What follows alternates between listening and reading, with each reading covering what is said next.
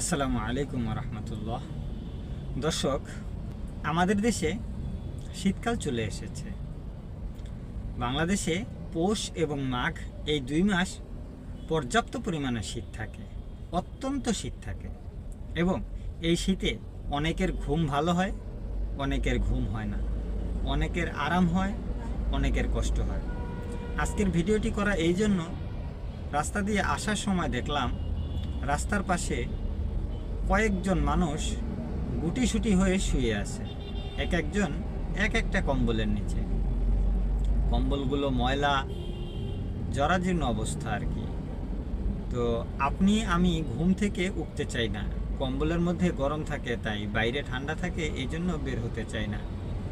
আল্লাহ আমাদেরকে অনেক ভালো রেখেছে, কিন্তু যারা এই শীতটাকে অভিশাপ মনে করে, শান্তি মনে করে না, আমরা কিন্তু শীতটাকে এনজয় করি, উপভোগ করি। শীত আসলে পিঠা খাওয়া, বেড়াতে যাওয়া সব কিছুই করে থাকি, কিন্তু অনেক মানুষ আছে আমাদের চারপাশে যারা শীত আসলে শীতটাকে উপভোগ করতে পারে না, তারা কষ্ট করে শীতটাকে পার করে দেয়।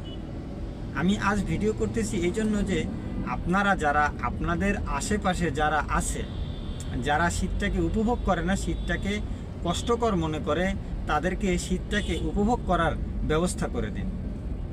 আপনি প্রতিবারই শীতের জামা কাপড় কিনেন, আপনার ঘরে অনেক পুরাতন শীতের জামা কাপড় আছে, আপনি সেগুলো পরেন না। আপনার বাচ্চার অনেক শীতের জামা কাপড় আছে, আপনার বাচ্চাও পরে না। আপনার ভাইয়ের আছে, আপনার ভাই পরে না। তো আপনাদের ঘরে যেই শীতের কাপড়গুলো পুরাতন আছে, সেই শীতের পুরাতন কাপড়গুলো এই যারা অভাবী আছে তাদেরকে দান করুন। আপনাদের ঘরে অনেকের ঘরে কম্বল আছে, পুরাতন কম্বল ব্যবহার করেন না, গরিব মানুষগুলোকে দিয়ে দিন, তারা একটু আরাম করে এই শীতে ঘুমাতে পারবে আর আপনার জন্য দোয়া করবে।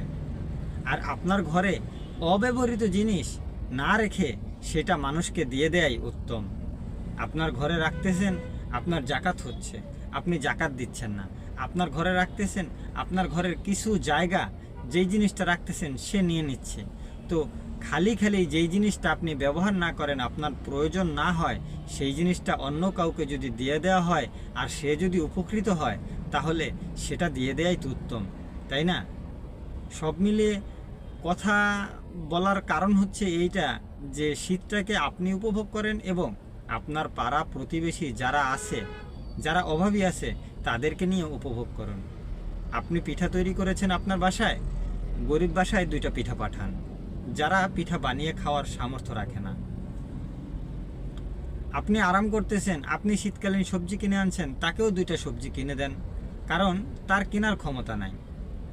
তো সব কথার এক কথা, সাধারণ, একেবারেই সাধারণ যারা যারা শীতের পোশাক কিনতে পারে না, শীতে শীতকালীন সবজি ক্রয় করতে পারে না, শীতে তারা রাতে আরাম করে ঘুমাতে পারে না, তাদের পাশে দাঁড়ান, তাদেরকে সহযোগিতা করুন।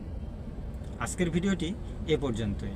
আবার দেখা হবে নতুন কোনো ভিডিওতে, নতুন কোনো টপিক নিয়ে। সেই পর্যন্ত ভালো থাকুন, সুস্থ থাকুন। আসসালামু আলাইকুম ওয়া রাহমাতুল্লাহ।